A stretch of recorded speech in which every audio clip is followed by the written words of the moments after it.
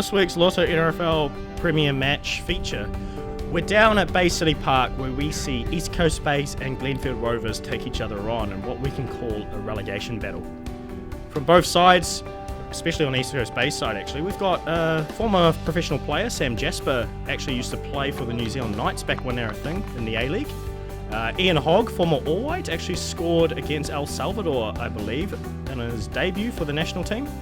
Moving across to the visitors, Glenfield Rovers, Sean Van Rooyen, former New Zealand under-23 player, played at the 2008 Beijing Olympics, and the Glenfield Rovers head coach, Chad Coombs, is a former All-Whiter as well. Glenfield get us underway. Here's Michael Gaze from East Coast Bays. Oh, and Glenfield Rovers defender Matt Wood just goes straight through him. Wood goes into the book. And Michael Gaze is on the sideline receiving treatment by the club physio here. Reed Drake on the corner. Punched away here by Adam Gwelt. There's Malcolm Young. Oh, a little bit of miscommunication here. And here comes Callum Harrison, who just puts it past Daniel Drake. And East Coast Bays lead by 1-0 here. What a way to start it off. East Coast Bays 1, Glenfield Rovers 0.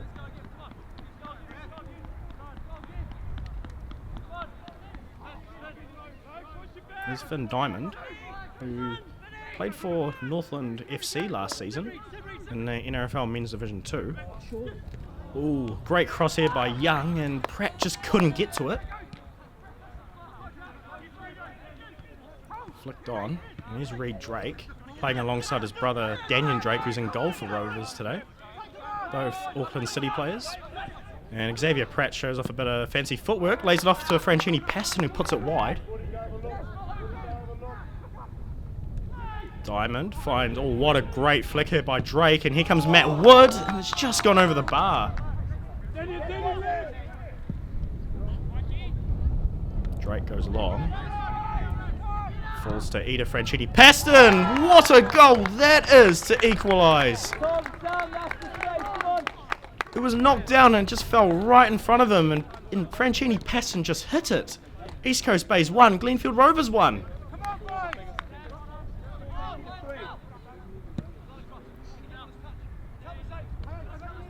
Gaze. It's knocked away here.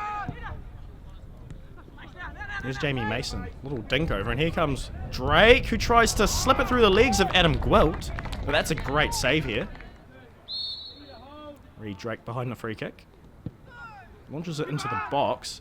And Adam Gwelt having to punch it away.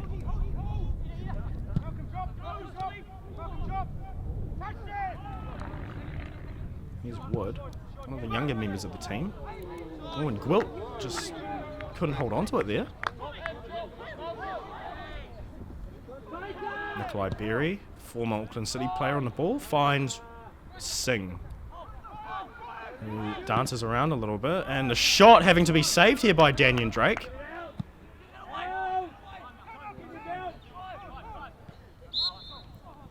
And referee Mark Owens calls half-time here. It's all square. In the 11th minute, Callum Harrison got us off to a start, scoring for East Coast Bays, putting them in front. But the equaliser by Ida Franchini Paston, what a goal that was. East Coast Bays 1, Glenfield Rovers 1. We're underway for the second half, and East Coast Bays decide to shoot, actually causing a bit of issues here for Daniel Drake. Oh, and it's gone in, off the corner. And it's Kieran McMinn. What a header that was. It just eluded everyone and it just found the head of Kieran McMinn, who was able to turn it into the net. East Coast Bays 2, Glenfield Rovers 1. East Coast Bays started a new trend on social media with their sideline reporter Russell Fisher reporting on the match. Glenfield Rovers have a set piece here. Just skied over the bar. Here's Sam Jasper. Oh, dispossessed here by Reed Drake. And here comes Malcolm Young. It's just hit straight over the bar. Header not cleared away here by Tommy Webb, and he's causing Daniel Drake a bit of issues. Appeals for a penalty on Michael Gaze, but it's not given. Here's Berry. Berry manages to get through. And it's a free kick on the edge of the box. Oh, and a low drive here, but it's saved by Daniel Drake. Reed Drake just knocks it forward to Jamie Mason. Here comes Owen Jury, who puts it in. The equaliser, there it is. East Coast Base 2, Glenfield Rovers 2. Owen Jury in the 67th minute. This game's turning into an interesting one now.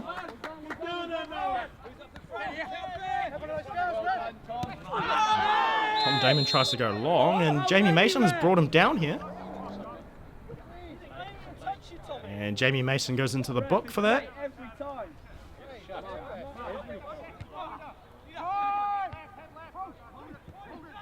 Here's Xavier Pratt, who's quite an explosive player with a bit of skill. Reed Drake's shot just deflected there. Here's Pratt again, doing a few stepovers. Quite creative on that. Oh, and he's found Jamie Mason! He's put Glenfield Rovers in front. What a great goal that is. East Coast Base 2, Glenfield Rovers 3.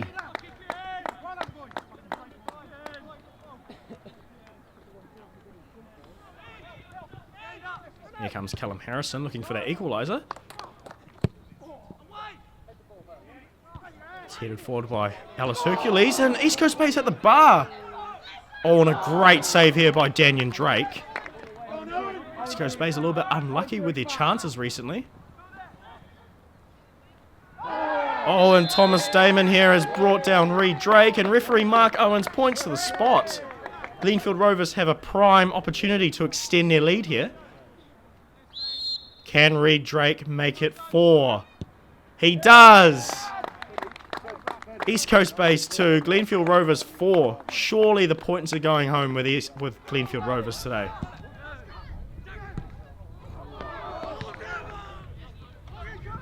Here's Ian Hogg, who's running, and Owen Jury's brought him down here, and East Coast Base could be handed a lifeline, and they are. Callum Harrison, it's 4-3. Is there enough time for East Coast Base to find that equaliser? Glenfield Rovers looking to extend their lead. Owen Jury can't get past Gwilt. He's like a wall, and neither can Jamie Mason. Oh, and Callum Harrison just couldn't direct the volley towards goal. This is probably the last opportunity for Bays, and it's not cleared away here by Glenfield Rovers. And referee Mark Owens calls full time here. Glenfield Rovers take home all 3 points. It was Callum Harrison in the 11th minute who kicked off the game, putting East Coast Bays in front. Ida Franchini-Paston's goal in the 34th minute was wicked, but in the second half, East Coast Bays went downhill as Glenfield Rovers managed to put 3 goals past them, and the 91st minute penalty from Callum Harrison wasn't enough. Final score here, East Coast Bays 3, Glenfield Rovers 4. I think we've played better in weeks gone by and we've probably lost, but so today was more about a result than a performance. And yeah, so we did do it tough. We did have a little buffer for a change, and in the weeks gone by we haven't had a buffer, and it's worked to our advantage. And so when you're down on the bottom and you're not getting much luck, and sometimes unfortunately the luck goes against you. And ECB might be feeling a little bit aggrieved themselves today.